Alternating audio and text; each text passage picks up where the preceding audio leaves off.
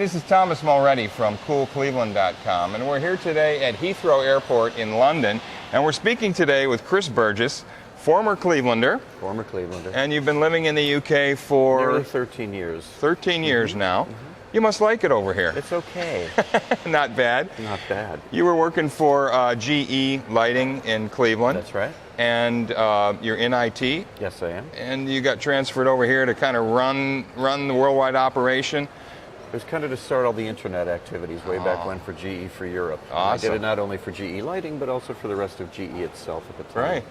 And since then, you've moved on to other positions, most recently with Orbitz. That's right. Working with Orbitz now as we speak. Awesome.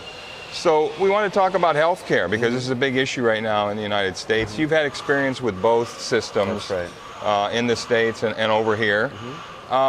Your overall impression of the healthcare system in the UK, good, bad, indifferent?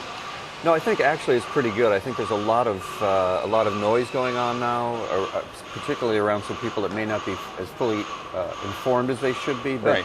Basically, the way it works over here is that it comes out of your taxes. Right. And it's all part of your taxes. The way our taxes work, they're scaling at different levels.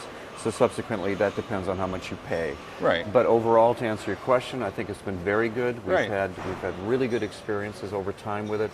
And there was a time when we actually didn't even live here, and we got fantastic coverage because one of my kids was sick. You were looking for a place to live, That's right. and one of your children got ill, and they right. took care of you, no Exactly charge. right, yeah. We were meant to fly out on a Saturday. If we hadn't been able to go, it would have been a real mess. They took him in on a Thursday. They knew exactly what it was. Wow. And by Saturday morning, we were able to fly out. No charge. They gave him medicine to keep him for a week, and it was fantastic. Right. So talk about the quality of care, first of all, because I think one of the fears is that the British system it doesn't have the level of quality of care that the United States has. What have you found comparing the two, Cleveland Clinic or the Cleveland University Health Care System, Right. University Hospitals versus what you're That's seeing right. here? And I mean, certainly in the case of university hospitals and Cleveland Clinic, we had to use them when we lived in the States. Right. I mean, what I find over here is that the buildings are not all brand spanking new, and it's not all made of marble and things like that. They could probably use a lick of paint. However, what I do find is that we do have all the same equipment that you have in the States. It may take us a year before we get it, but it comes. So MRI and any of those tools are available to Right. us. Right. People over here are genuinely focused on helping people. You know, my personal opinion is, and I could be wrong, is Right. that there's an awful lot of, in the States, a lot of it's driven by self-interest. Very highly paid, Yes. all the stature and the status that goes with that. We don't have that as much over here. They're here because they want to care about people and they want to take care of people. So subsequently, we get fantastic service. The people are really good. Right. The only things I would say that might be downs are that sometimes it takes a while to get into a doctor, which people have heard in the States on the news, and that's kind of true. But it doesn't happen very often, and what they do is they just try to schedule it based on your need. Right. So for example, if I get sick tomorrow, I call in the morning, I can get in that same day.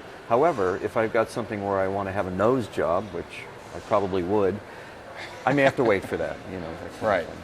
So something that's not emergency, you might have to wait for, but they're taking care of the people on a per-need basis. That's right, that's right. What about getting tests? You mentioned MRI or different tests. Yeah. Are these available, or Absolutely. you're having to wait, or you think that you're getting as good a care there? Well, I couldn't walk in and get an MRI this afternoon, but what I could do is I could plan for one for 2 weeks. Right. And you will hear stories, and I have to say there are exceptions, that there are some people who will wait for 6 months for something. But for the most part, it's just a matter of weeks, you know. Right.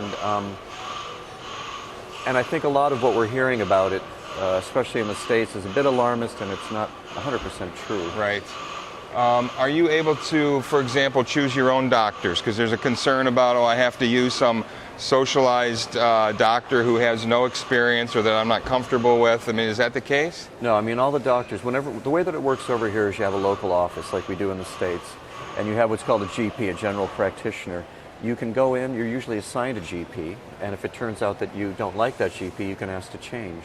And there's usually half a dozen in each office. Even in a small town like where we live, we've only got about 40,000 people in our town. Right. And it works out really well, you know, and you'll find that there are good ones and there are bad ones, just Right. like anywhere else. Right. But for the most part, you get one and you stick with it, and it works out really well. Right. Overall, do you feel, and do you think from your friends and colleagues here, would they want to trade this system? Would they want to change it in any way? I think it's one of those things that no matter where you are, you complain about things. Right. But having been in both places, I mean, I have to say that the healthcare in the States is great, at least when we were there 13 years ago. But you get the commensurate amount of care over here as well, I think. Right. If you're willing to kind of give up some of the bells and whistles, meaning that you don't have a brand spanking new building, like I said before, Right. That maybe you don't have the latest equipment available to you right away. You may have to wait for a year. Right. And it literally is a year. I think it's great. Right. We've never had a bad experience with it. And you read about them in the paper all the time, but like I said, there's 63 million people in this country. Yeah. And there are people that actually come from Europe and use it as well. Sure. Talk about what you pay for prescription, for example. You walk in, any prescription, and what are you charged for that? They will charge us for most prescriptions probably 80% £5, which is right now worth about $7, I think. And per prescription, that can last for a week, it can last for a month. Sometimes you might have some really peculiar or specialist types of drugs, and those might be £11. But So you're talking about paying up to maybe $15 yeah. for a prescription that lasts up to 30 days or whatever a normal prescription would be, and that's it. That's a maximum cost. You're not going to, and no matter which drug it is. No, that's right. That's correct. Yeah, that's the way it works. And the rest of your doctor's visits, charges for that? No charges. No charges. No, you walk in and you're being taken care of. You call in the morning, you say, I'm having this particular ailment. Could I see a doctor? Yeah. And they say, okay, well, can you come in at 2 o'clock? Or can you come in on Thursday? It depends on... You get your schedule. Yeah, and you go in. No co-pays? You're not paying a percentage as you go? No. It all comes out of your income tax each year. Right.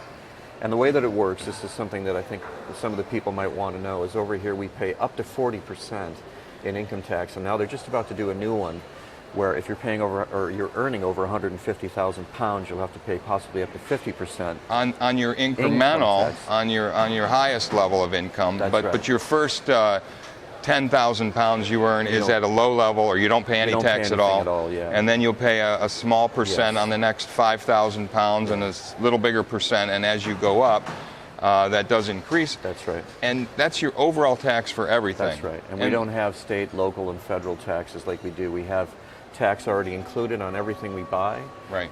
So that's it. You just pay what you pay. So it's a much simpler system in a way in terms of taxes, and it's a little cleaner in terms of what you pay. It's not one fee after another tax after another. That's right. Right. And so subsequently that money goes towards paying your NHS. And so I could say that it's 5% or 7% or whatever for NHS, but it really varies based on how much you earn.